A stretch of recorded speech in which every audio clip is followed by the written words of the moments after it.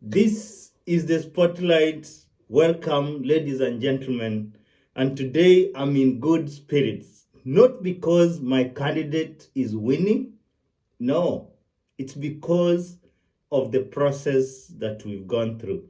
The process of waiting and waiting for the last, all those days that we've been waiting for, until I think that process has pushed me through to acceptance stage where now I'm ready to take anyone as my president. And that will be my appeal to everyone. If you are on Kenya Kwanza side or Azimio side, whoever is declared the president will be our president for the next 5 years or even 10 years for some of them. Now, today I want to look at a few questions that have been crossing my mind and a few of my friends have been asking me, and it is an opportunity for us to kind of try and discuss them. Why do you think tallying could take all this long? Is it because we do not have people who've done computer science and engineering who will know how to come up with a formula and do tallying? Is it because they do not want to upload the forms on time? Is it because they knew something or something was being cooked, forms were being uploaded and others being deleted? Those are some of the questions we're asking ourselves, considering that tallying cannot take such a long time in a civilized society. So does it mean that Kenya is still struggling? And some people are coming up with many theories, which we may not take at this moment. So at this point, what I know is Iebc already knows who the winner is. They are going to announce this thing today on Monday. It's not going to go past today. Why haven't they sent some vehicles and heavy police machineries to various hotspots? For instance, we've not seen some vehicles being sent to Kisumu, assuming that it will boil out after the announcement. Why haven't they sent heavy police presence to hotspots on the Kenya Kwanza side? So is there something that the interior minister knows that we do not know? And then, does Uhuru know something that we don't really know? Is he playing Baba? Has he been playing Baba as per what Babu Wino and Ledama Olekina say? I saw their tweets, even on his Facebook page. I saw Babu Wino lamenting. That's what I can say. He's saying this is the time for Uhuru to act and defend Baba's victory. What can Uhuru do? Is the deep state a weak one? Or they just fear the ICC animal? Is the deep state able to deliver this presidency to Raila Odinga? That's another question. The fact remains that Ruto is part of the deep state, because by the time he decided to stay in power as a deputy president to the last minute, there are some informations that we cannot underestimate that Ruto has, and he knows how to play the game. He's a smart politician. I've said this in my previous videos. I actually told you in one of the videos that Azimio should work very hard not to expect Uhuru Kenyatta's support, because the moment Uhuru Kenyatta came out openly to support Raila Odinga, that is not a good show. A good president, a sitting president, should play his politics in a neutral way, the same way Kibaki did. So Uhuru Kenyatta has made the mistake that President Moi did in his time by endorsing him. Now, he came out openly and endorsed Raila Odinga.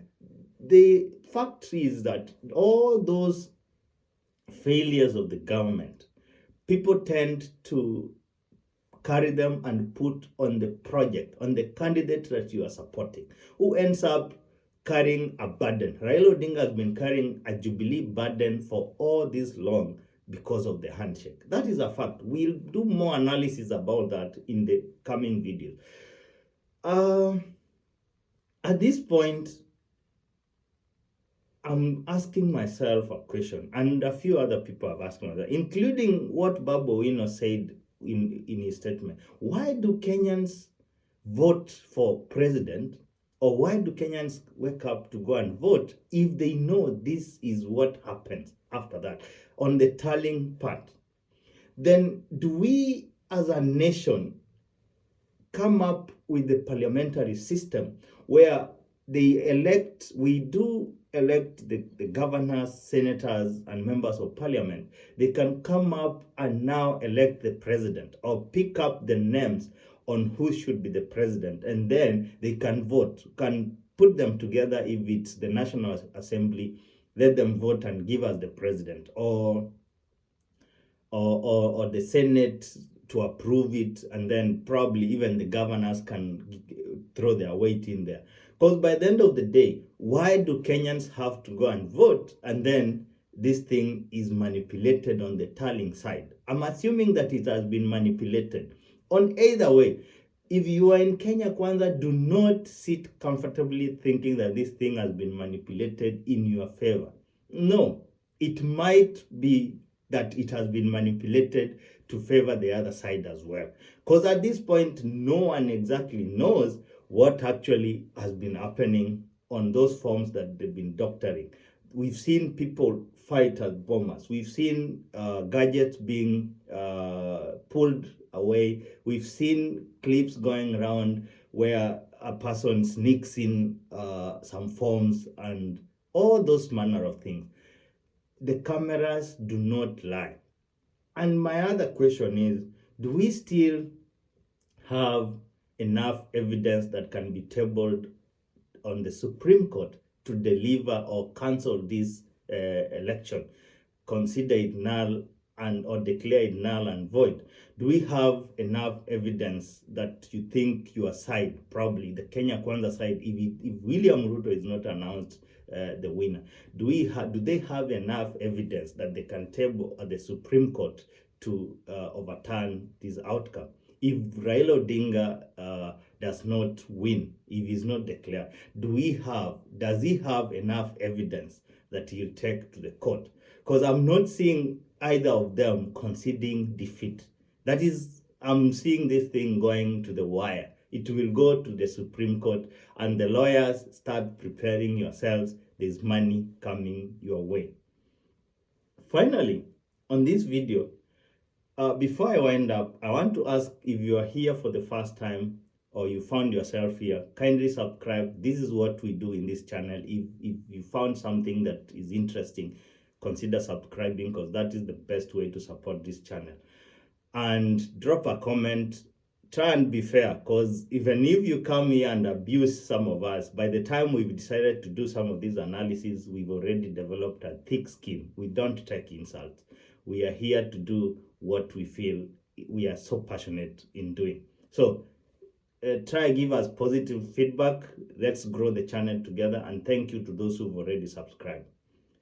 I want to wind up by telling the both sides, as a new team and Kenya Kwanza team, it doesn't matter which color Kenya will be painted.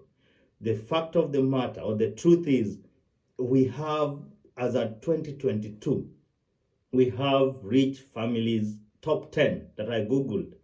Number 1 is the Moi family, Biwott, Kenyatta, Joshua Kulei, Ndegwa Philip, Odinga, the Odinga family, Chris Kirubi. Number 8, Manu Chandaria. Number 9, SK Macharia. Number 10 gave me Kibaki. And if you go down, you'll see this Simon Nyachai's family and all that. So if your name is not here, if your parents or your family is not here, the best responsibility as a Kenyan is to wake up every morning, regardless of which side you belong.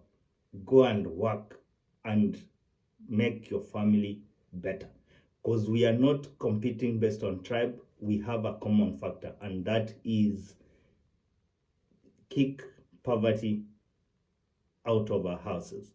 And above all, maintain peace. That's my take. That's my message, guys. God bless you. See you in the next video as we wait to see the big announcement. God bless.